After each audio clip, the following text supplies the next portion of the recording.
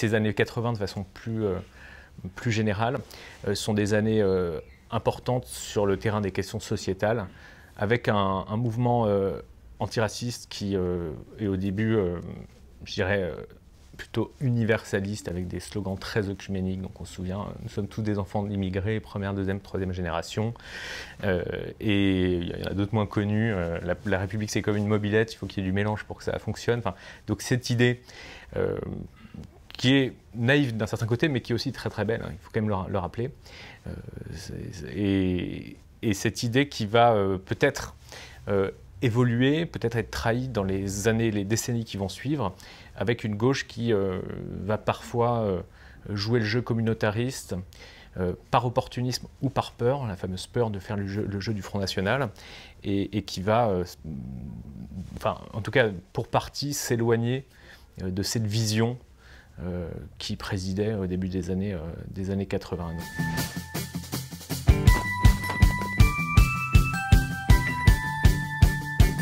Bienvenue sur la chaîne de Liberté, le média qui infuse la liberté. Chaque semaine, on vous propose un entretien avec une personnalité qui s'intéresse à la liberté. Aujourd'hui, on est avec Abel Quentin. Bonjour. Bonjour Nicolas. Vous êtes écrivain, connu pour vos deux ouvrages, Le Voyant d'Étampes, et puis un premier qui a été sélectionné pour le prix Goncourt, donc finaliste, qui s'appelait Sœur. Votre roman, Le Voyant d'Étampes, parle d'un retraité, un ancien professeur d'université qui était militant à SOS Racisme durant sa vie, donc qui se décrirait lui-même comme étant plutôt un homme de gauche et qui, étant divorcé, à la retraite, cherche une activité ou cherche une grande action qu'il peut faire et il se met en tête d'écrire un livre. Donc, avant de passer peut-être au reste du contenu du livre, qu'est-ce qui vous a passionné dans la thématique qui est abordée par le livre et dans la démarche qui a mené au Voyant d'Étampes? Alors, je pense qu'il y a eu une envie de parler de nos névroses bien françaises, et celles qui ont un trait au racisme, à l'antiracisme, de parler d'une crise de l'universel, qui est pour moi une des caractéristiques de nos dernières années, de parler aussi d'évoquer les années 80, puisque mon livre donc, est fondé sur deux temporalités, donc la nôtre et les années 80, c'est-à-dire les années de jeunesse de mon narrateur, qui vient du mouvement SOS Racisme et qui se remémore à plusieurs occasions dans le récit ces années-là, avec ses naïvetés mais ses grandeurs aussi. Et donc effectivement, il grandit dans l'époque de SOS Racisme, où il y avait beaucoup de motivation, on va dire, tout le mouvement de se battre pour plus d'égalité, également pour une meilleure prise en compte des minorités qui étaient présentes en France. Et donc ce Jean Roscoff, qui est donc le nom de votre héros, il arrive à la retraite et on a l'impression, on se rend compte rapidement qu'il semble parfois dépassé par la nouvelle gauche, donc la nouvelle génération de la gauche. Et quand il réfléchit à une thématique de livre, il s'intéresse au destin d'un poète communiste qui a fui les États-Unis pour venir en France, donc dans les années 50, et ça correspond aussi beaucoup plus ensuite à sa jeunesse, parce que ce poète a grandi dans les années 70-80 ensuite en France. Enfin non, ça s'inscrit dans cette période où lui était professeur, et sa grande thématique comme professeur, c'était la différence entre le communisme et le capitalisme. Donc c'est avant tout une thématique qui lui parle, mais l'opposition entre le capitalisme et le communisme ne sont plus d'actualité. Donc c'est-à-dire que c'est un homme un peu dépassé. Est-ce que ça correspond à une réalité aujourd'hui en France aussi? Oui, ce livre raconte une gauche qui dévore ses enfants, puisque je raconte un narrateur donc, qui a été militant antiraciste et qui va se retrouver accusé de racisme et plus spécifiquement d'appropriation culturelle. Et donc derrière, il y a l'évolution de la gauche française des 40 dernières années, avec l'année 83, qui est pour moi une année importante de notre histoire. Et peut-être qu'il faudra encore que du temps passe pour qu'on s'en rende compte, mais c'est une année pivot dans le récit, puisque c'est l'année à la fois de la première marche des beurs, mais c'est aussi l'année c'est l'année du premier résultat du Front National significatif au municipal de Dreux, c'est aussi l'année des réconciliations, je dirais, de la gauche mitterrandienne avec l'idée de marché, ce fameux tournant de la rigueur, François Mitterrand qui décide de renoncer à une partie de son programme pour rester dans le projet européen et qui, pour ce faire, va avaler, je dirais, des couleurs libérales. Et donc, c'est une année où beaucoup de choses se décident, dont on ressent encore aujourd'hui, dont on ressent les conséquences aujourd'hui. Et ces années 80, de façon plus générale, sont des années importantes sur le terrain des questions sociétales, avec un mouvement antiraciste qui est au début, je dirais, plutôt universaliste, avec des slogans très œcuméniques. Donc on se souvient, nous sommes tous des enfants d'immigrés, première, deuxième, troisième génération. Et il y en a d'autres moins connus. La République, c'est comme une mobilette, il faut qu'il y ait du mélange pour que ça fonctionne. Enfin, donc cette idée qui est naïve d'un certain côté, mais qui est aussi très très belle, hein, il faut quand même le rappeler. Et cette idée qui va peut-être évoluer, peut-être être trahie dans les années, les décennies qui vont suivre, avec une gauche qui va parfois jouer le jeu communautariste, par opportunisme ou par peur, la fameuse peur de faire le jeu du Front National, et qui va, enfin, en tout cas pour partie, s'éloigner de cette vision qui présidait au début des années 80. Donc c'est tout ça qui est à l'œuvre dans le roman. Quand on parle d'universalisme, très concrètement, ça veut dire qu'on traite les êtres humains à égalité devant la loi et qu'on ne prend pas réellement en compte les autres critères, et que c'est ça la principale. Exactement, et puis c'est derrière l'idée que il ne faut pas...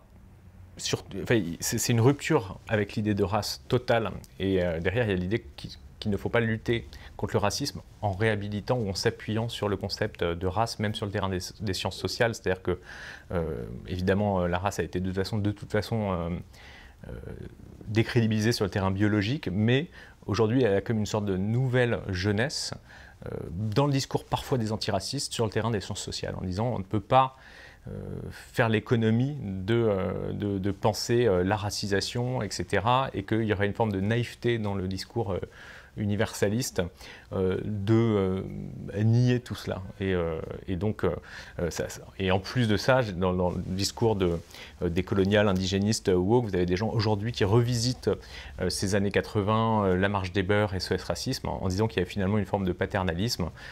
Je donne un exemple, c'est par exemple Rokhaya Diallo qui va expliquer que le slogan « Touche pas à mon pote » est en réalité teinté de paternalisme parce que finalement, ça reste toujours le blanc qui parle à la place du pote et donc qui parle à sa place, quoi, comme s'il voulait le maintenir dans un état de minorité. Et donc ces critiques sont aujourd'hui des critiques qu'une certaine gauche se fait à elle-même, enfin que la gauche se fait à elle-même, et qui sont des critiques qui peuvent aussi conduire à des impasses, en tout cas à mon sens. Vous écrivez que, dans le livre, on ressent l'idée que la lutte des classes, à l'époque, qui était le grand clivage, a été remplacée par une lutte identitaire. Est-ce que ce n'est pas aussi le sens de l'histoire qu'une ancienne génération soit dépassée par une nouvelle qui a des autres combats? Est-ce qu'il n'y a pas parfois une volonté de refuser ce changement d'opposition, tout simplement parce que ce n'est plus le nôtre et qu'on est moins au centre? C'est sûr que c'est l'histoire du monde. Enfin, c'est l'histoire du monde depuis que... Ça n'a peut-être pas toujours d'ailleurs été l'histoire du monde, mais je dirais que c'est l'histoire du monde depuis qu'on est entré dans l'ère moderne. Dès qu'à chaque génération se joue un combat des anciens et des modernes.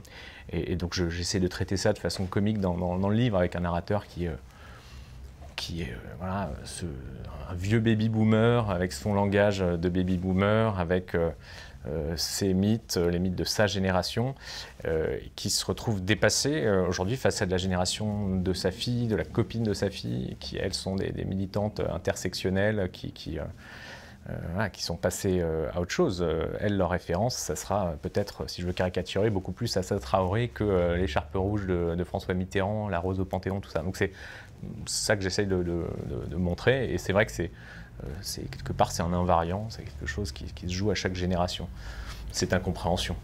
Il y a une scène très drôle où le père découvre la nouvelle copine de sa fille, et il ne comprend pas du tout de quoi elle parle, il ne comprend pas son vocabulaire. Ouais. Donc effectivement, il y a, malgré la bonne intention, ou même l'impression qu'on est du bon côté de l'histoire pour le père, il a l'impression d'être dépassé tout simplement sur le plan du vocable.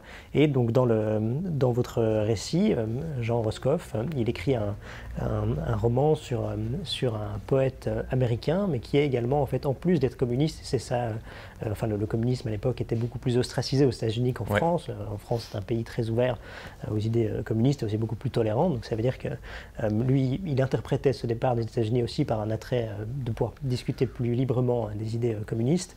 Et au moment où le roman sort, on lui reproche à Jean Roscoff, en tant qu'universitaire à la retraite blanc, d'avoir écrit sur une personne noire sans mettre au centre de sa réflexion qu'il était noir. Oui. Il a les préjugés aussi de sa spécialité. Il faut rappeler que c'est un professeur, un universitaire, il est professeur à Paris 8 d'histoire contemporaine, spécialiste des États-Unis et même plus spécifiquement du Parti communiste américain, ce qui est vraiment une niche. Et donc il analyse ce qui se passe autour de lui et de façon plus spécifique ce poète qui l'intéresse, Robert Twillow, à l'aune de cette grille-là. Et sa grille, c'est une grille qui est... c'est vrai qu'il est très structuré autour du marxisme, de l'opposition bloc de l'Est contre bloc de l'Ouest, des rapports de domination aussi économiques. Et c'est vrai que lorsqu'il s'intéresse à la vie de Robert Twillow, ce poète donc, qui a quitté les États-Unis dans un climat de McCarthyisme, de chasse aux sorcières anticommunistes, pour partir en France, pour lui, c'est une évidence que ce poète est parti pour fuir ce climat anticommuniste et que c'est la raison pour laquelle il a choisi la France. Et donc, ça, voilà, c'est une grille d'analyse qui est aussi très univoque, qui procède aussi d'une erreur. C'est-à-dire qu'il a une forme de cécité. Il ne voit pas ce qui est en dehors de ça. Donc c'est sa grille de lecture qui effectivement fait qu'on lui reproche même de prendre la place de personnes noires qui auraient pu parler de ce poète, ou même de nier que c'est avant tout le racisme des États-Unis qui l'aurait fait fuir. Et ce qui est intéressant dans l'ouvrage, c'est que malgré ses intentions qui paraissent louables, lui il s'est intéressé au poète parce qu'il trouvait qu'il écrivait bien et que son histoire était intéressante. On lui reproche d'être raciste comme si ses intentions louables ne comptaient pas. Est-ce que les intentions d'un individu, d'un auteur ne comptent pas ? Je crois que les intentions comptent, évidemment, et c'est peut-être l'injustice qui lui est faite, c'est-à-dire que, quelles que soient ces erreurs, parce qu'il y a des erreurs qui sont commises, peut-être un peu divulgâché tout de suite en disant que Robert Twillow est un poète noir américain. Et donc, comme il le dit lui-même, j'avais vu, parce qu'après il essaie quand même de faire une introspection, et il dira « j'avais vu le communisme, je n'avais pas vu le noir ». Et pour lui, il était accessoirement noir, donc ce qui est un trait d'humour inspiré du titre Tout simplement noir de l'excellent film de Jean-Claude Zadi. Et donc, il a commis cette erreur, mais il n'était pas mal intentionné, il n'y avait pas de perversion de sa part, il n'y avait pas une volonté de prédation, de s'approprier une histoire, de passer sous silence un aspect de la personnalité de Robert Twillow. Il y a avant tout le geste d'un amoureux de la littérature et d'un amoureux de ce poète qui l'a bouleversé en tant qu'homme et avec lequel il se sent une communauté d'esprit à travers les années, puisqu'il est mort exactement l'année de sa naissance à lui. Et cette fraternité-là, il ne comprend pas qu'on la juge illégitime. Et donc, c'est vrai qu'il y a, dans le jugement qui lui est fait, enfin dans le procès, la chasse aux sorcières, de façon ironique, qui lui est faite, il y a quelque chose d'injuste et de très très dur, parce qu'il va être présenté comme une sorte de vichiste sournois, ce qui est évidemment une aberration s'agissant d'un homme qui a fait les manifs de 83, 84, 85. Et c'est aussi l'occasion d'une introspection, c'est-à-dire qu'il se rend bien compte aussi qu'avec ce gimmick qu'il n'arrête pas d'asséner, je ne peux pas être raciste parce que j'ai fait partie du mouvement SOS Racisme, il y a quand même l'idée d'une impunité morale, l'idée de... c'est comme s'il était perché comme on fait dans les jeux d'enfants, c'est-à-dire qu'il estime qu'il bénéficie d'une sorte de légitimité morale et d'impunité morale jusqu'à la fin de ses jours. Et donc, à cette occasion, il va aussi revoir cette période avec un regard plus critique, en se rendant bien compte que, comme dans tous les engagements, il y a du pur et de l'impur. Il y a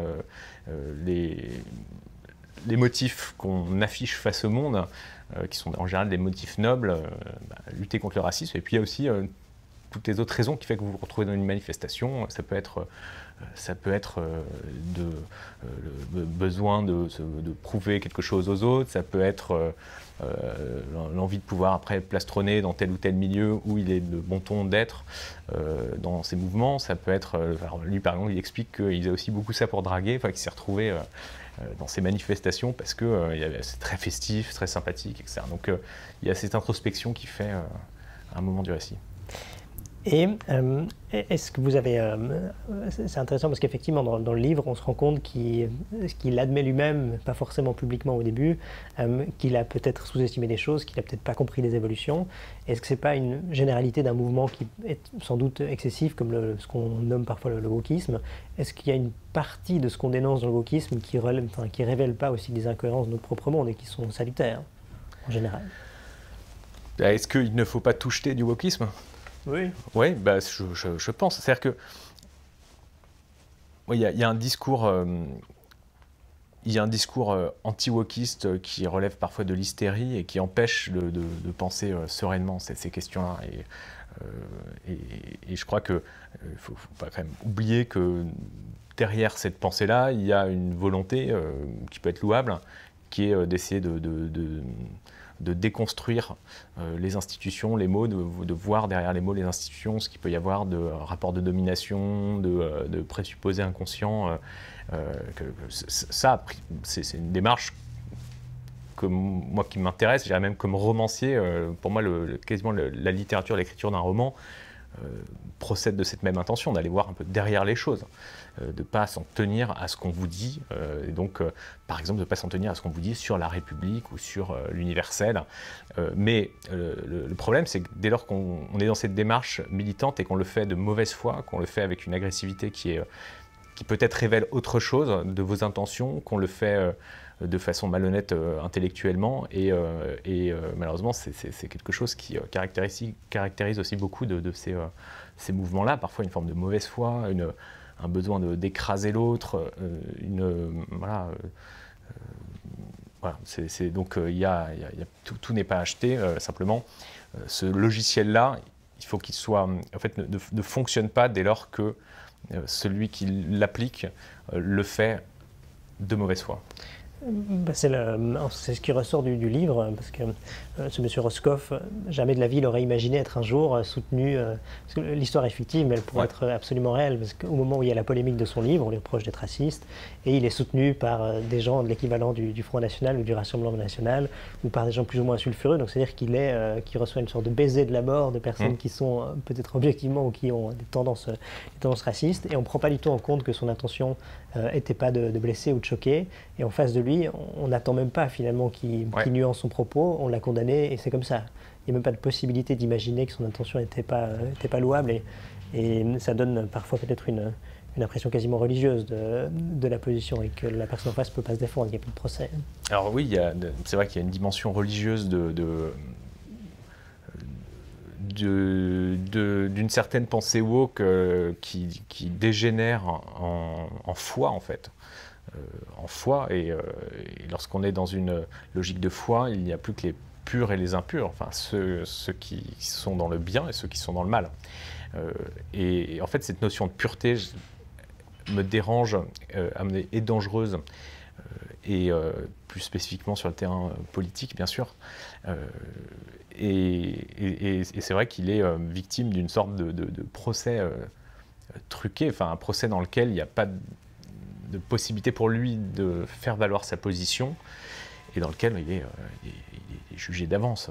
C'est-à-dire que voilà, moi j'ai en tête plusieurs lectures, et je pense à un excellent livre de Tom Wolfe qui s'appelle Le bûcher des vanités, qui montre comme ça la descente aux enfers d'un trader à New York dans les années 80, et qui, pareil, est pris dans cette espèce de machine infernale, et on sait que quand on est pris dans cette machine infernale, en réalité, peut-être la seule chose à faire serait de ne pas bouger, de faire le mort, comme certains animaux, quand ils sont attaqués, ils font le mort. Et lui, il va décider de se défendre, et il va le faire.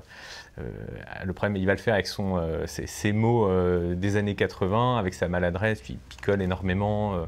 C'est un personnage que j'ai conçu comme étant attachant. Je me suis attaché à lui en le décrivant et donc il va faire qu'aggraver son cas.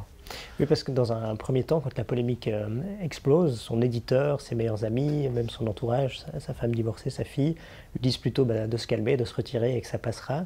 Et ça passe pas. Donc la polémique continue d'enfler. Et vu qu'il n'a pas pu se défendre, finalement, on parle aussi un peu à sa place. Et c'est une des grandes questions. Quand on ne réagit pas, on laisse les autres imprimer le sens de l'histoire. Donc est-ce qu'il faudrait toujours réagir, quitte à mettre de l'huile sur le feu? Oui, c'est une parole empêchée, Jean Roscoff. C'est-à-dire que au-delà de ces questions de wokisme, je voulais décrire cette chose très simple. Qu'est-ce que c'est que de vouloir dire quelque chose désespérément et de ne pas réussir à le dire.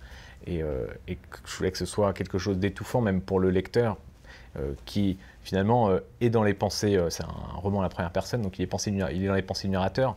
Et le narrateur est quelqu'un de nuancé, quelqu'un qui réfléchit en permanence, qui ne se contente pas de dire qu'il est victime d'une cabale, va essayer aussi de lire les auteurs de ce nouvel antiracisme, qui va essayer de s'y intéresser sincèrement.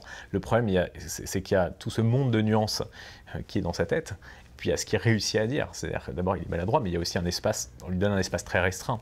On lui donne, comme on dit, il fait une interview télé et c'est catastrophique, enfin une interview radio, c'est catastrophique parce que on voudrait qu'il ramasse des choses extrêmement complexes en 3 formules et donc lui, il n'y arrive pas. Oui, alors il fait finalement, je crois, une matinale pour répondre à ses détracteurs et effectivement, c'est l'exercice qu'on peut s'imaginer, c'est 15 minutes pour un jugement alors qu'il y aurait besoin de quelques heures et il se fait aussi piéger très facilement. Et il a un personnage attachant, mais il est à moitié alcoolique, enfin même quasiment carrément alcoolique. Et ça fait qu'il a aussi des propres défauts qu'il n'arrive plus à corriger lui-même. Il y a une place centrale dans le roman sur le doute, sur la nuance. Effectivement, il a été universitaire toute sa vie. Il a été forgé aussi par une première expérience. Il avait écrit un livre sur le communisme américain pour essayer de défendre un couple qui était accusé de collaborer avec l'ennemi à l'époque. Et le jour ou dans la semaine qui suit la publication de son premier livre, il s'avère qu'il s'est trompé sur le bilan. Donc c'est-à-dire que toute sa vie, il a été traversé par le doute aussi parce que la réalité lui rappelait que c'était important. Oui, en fait, au moment du récit, c'est déjà quelqu'un qui est déjà dans l'échec. C'est-à-dire qu'il il a connu la marque brûlante de l'échec. Donc ça l'a transformé en une sorte de personnage Woody Allenien, avec un humour du désespoir, avec un côté un petit peu Calimero aussi, très génial. Et c'est vrai, oui, il a été travaillé par la vie, quoi. C'est-à-dire que plein de certitudes à 20 ans, comme beaucoup de gens. À 20 ans, il est séducteur, il est là où il faut être, il est des bonnes manifestations, il a un avenir très, très brillant qui s'ouvre devant lui. Et ensuite, il y a 40 années de vie qui est aussi une succession d'échecs. Oui, parce qu'il n'est pas professeur titulaire absolument magnifique, il est chargé. Il a été placardisé, sa femme l'a largué. Donc j'ai vraiment voulu faire un livre drôle aussi, un livre comique avec un personnage qui suscite des choses très très contraires, c'est-à-dire qu'il soit agaçant aussi mais touchant. Et c'est un personnage qui est fondamentalement dominé, donc c'est là qu'il y a une absurdité dans l'accusation qui lui est faite, parce que dans le cadre de cette accusation, voilà, il va être montré dans les médias comme un personnage de dominateur, enfin vraiment comme l'archétype du mâle blanc de 60 ans qui aurait toutes les cartes de son côté. La réalité, c'est que c'est un homme qui est méprisé par son ex-femme et qui est regardé un peu de haut par son meilleur ami, Marc, qui est un avocat qui lui a très bien réussi. Sa fille, en fait, il est même déchu de sa paternité, puisqu'avec sa fille, il a une relation qui est très belle, mais qui est quasiment une relation de vieille copine, quoi. C'est-à-dire qu'en fait, il est plus, sa fille ne le regarde même plus voilà, comme un patriarche. Elle le voit vraiment comme un homme déchu, et c'est ce qu'il est d'ailleurs. Et même dans son université, quand il y retourne, il n'est pas du tout annulé. Ouais. Quelques-uns qui le reconnaissent, mais il va faire des photocopies comme un vieux retraité un peu déclassé. C'est un déclassé. Et dans l'ouvrage, vous écrivez que ces gens ne doutent pas, qui pensent que le doute est la marque des faibles. Est-ce qu'il n'y a pas quelque chose de très moderne aussi dans cette idée que le doute c'est une marque de faible et que soit on a une position fondamentaliste très claire, et que si on doute, si on accepte la nuance, c'est que finalement on est du côté des oppresseurs? Oui, le doute a Le doute, en fait, est moins visible. C'est-à-dire que, enfin, une parole nuancée est moins visible pour plein de raisons, mais on pourrait citer une des raisons, qui est une raison très propre à notre temps, qui est celle des algorithmes des réseaux sociaux. On sait très bien que les algorithmes font émerger de façon mécanique les propos radicaux plutôt que les propos outranciers, etc., plutôt que des propos nuancés. Et puis la nuance a besoin de prendre son temps. La nuance, elle ne peut pas s'exprimer en 144 signes. Et donc lui, il est aussi prisonnier de cette temporalité-là, de ce temps de la nuance qu'on ne lui donne pas. Et il est face à des gens, c'est vrai, qui ne doutent pas, et qui ont une immense force de ce fait, parce que je crois qu'il le dit à un moment donné, il dit à sa femme, au plus fort de la polémique, en face de moi j'ai des seins justes, et il n'y a rien de plus terrible qu'une pensée qui se nourrit elle-même, qui écrase tout sur son passage.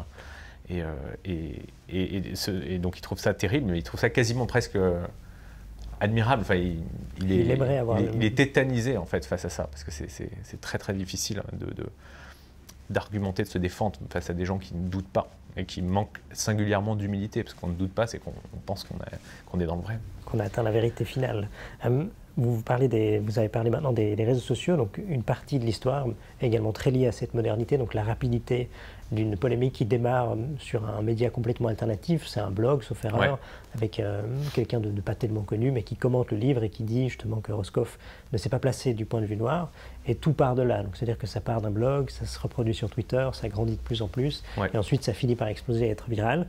Et donc c'est-à-dire que ça peut venir un peu de n'importe où et que le rythme est plus tellement maîtrisé comme il pouvait l'être il y a 40 ou 50 ans, quand les médias centraux maîtrisaient l'information, que ce soit bien ou mal, c'est une autre question, mais en tout cas la rapidité et aussi le fait que ça puisse venir de nulle part est très bien exprimé dans le roman, et également le fait qu'une polémique qui commence en ligne peut finir par des conséquences et des séquelles physiques, parce qu'il démarre par une polémique en ligne, puis à la fin, une partie de son appartement est attaquée, etc. Donc est-ce que ça c'est aussi quelque chose que vous vouliez démontrer, que les paroles en ligne peuvent avoir des conséquences?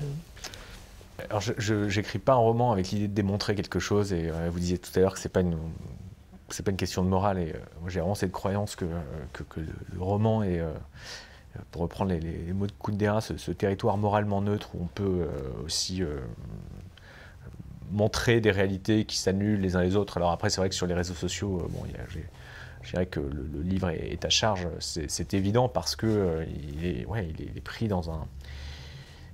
Il est face à un ennemi qui n'a pas de visage, puisque c'est une multitude anonyme qui n'a d'ailleurs pas de grief personnel contre lui. Donc c'est ce qu'il va dire à la fin quand il sera jugé.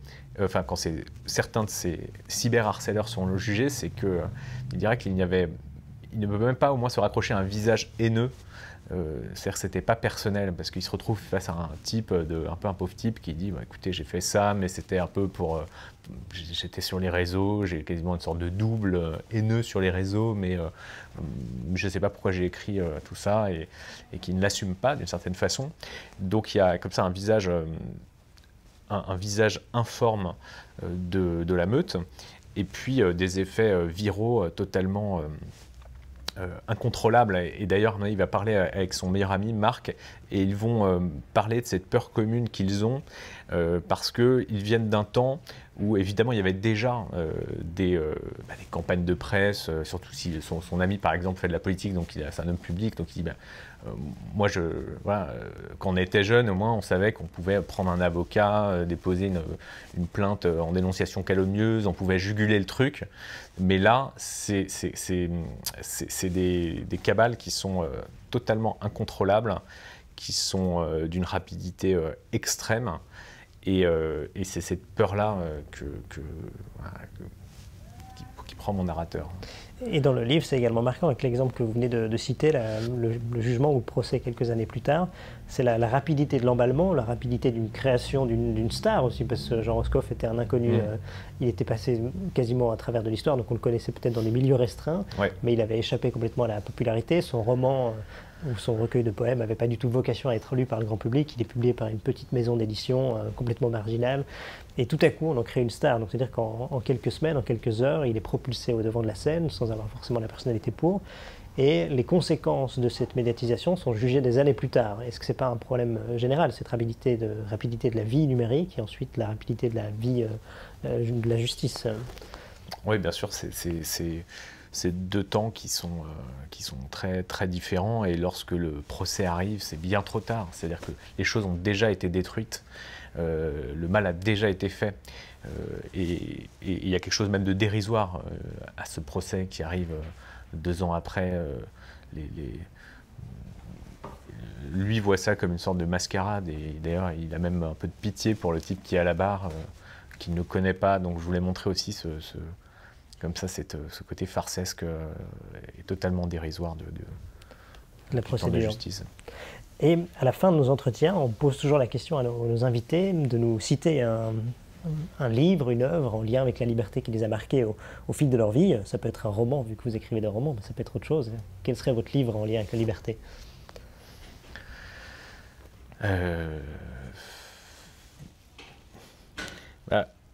Récemment, j'ai fait un papier sur un livre qui est quand même la marque d'un homme réellement libre, qui est l'essai de Bernanos sous les grands cimetières sous la Lune. Je dis très libre parce que Bernanos vient de la droite, comme on le sait, la droite même assez maurassienne, nationaliste. Et il écrit contre sa propre famille parce qu'il voit le sort qui est fait aux républicains espagnols par l'Église espagnole, c'est-à-dire des meurtres, des massacres. Et quitte à se brouiller avec sa première famille, il décide de porter cette parole très forte, très libre. Et je dirais que y a des Bernanos aujourd'hui, c'est par exemple des intellectuels de gauche qui font des tribunes pour parler du nouvel antisémitisme. Ils se brouillent avec une partie de leurs anciens amis, ou on pourrait trouver d'autres exemples. Je veux dire, c'est pas une posture, c'est une posture qui a... c'est d'ailleurs pas une posture, mais c'est cette figure d'écrivain libre. Je crois qu'elle est importante. Et elle est coûteuse, et il coûte à Bernanos, et il écrit d'ailleurs qu'il se méfie de toutes les paroles qui ne vous coûtent pas. C'est-à-dire que quand quelque chose ne vous coûte pas, c'est que vous êtes peut-être dans l'erreur, et donc lui fait ce livre-là qui est sublime. Donc c'est-à-dire que la notion de courage est importante. La notion de courage, bien sûr, et la notion de liberté et la notion de courage, je crois, sont quand même vont souvent de pair. Parce que la liberté qui ne coûte pas, c'est... Il y a aussi une liberté dégradée, quoi, qui est plus proche du relativisme, de la liberté de s'avilir ou d'avilir l'autre. Voilà, celle-ci, au contraire, elle doit être combattue. Bernanos est connu, je crois, pour dire que sa liberté lui importe, enfin que la liberté de son prochain lui importe autant que la sienne. Et je pense qu'il y a justement cette notion de courage et de responsabilité aussi pour son prochain. En tout cas, merci beaucoup pour ce conseil, et on conseille également à tout le monde de lire Le Voyant des Tempes et également les prochains ouvrages qui sortiront ces prochaines années. Merci pour ce moment, merci pour l'échange et une bonne journée. Merci à vous. Pour ne manquer aucun de nos contenus, n'hésitez pas à vous abonner à la chaîne et à activer la cloche. Et pour faire infuser la liberté, n'hésitez pas à partager nos vidéos autour de vous.